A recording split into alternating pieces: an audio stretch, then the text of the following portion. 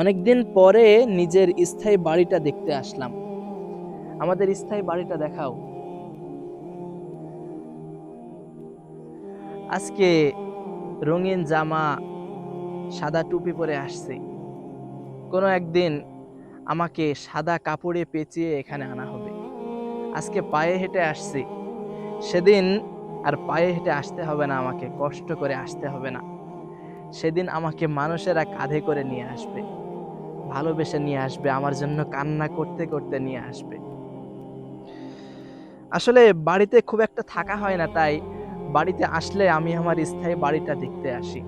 আর এই স্থায়ী বাড়িটাতে যখন আমি হাঁটি, একটু সাবধানে হাঁটি, একটু আস্তে আস্তে হাঁটি। কারণ ওই মাটির নিচেই তো আমাকে থাকতে হবে একসময়। তো এই মাটি তো আমার এই শরীরটা খাবে।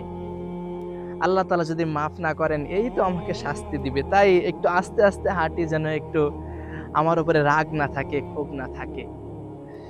আর এই মাটি আমাকে প্রত্যেকদিন ডেকে ডেকে বলে যে, আমি অন্ধকারের ঘর, আসার সময় আলো নিয়ে আসো।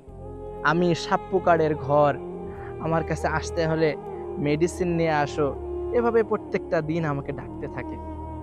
এজন্য বলি, প্রিয় ভাই, এই মাটির নিচে আসার আগে নিজেদেরকে শুধরে নিতে হবে আমাদের।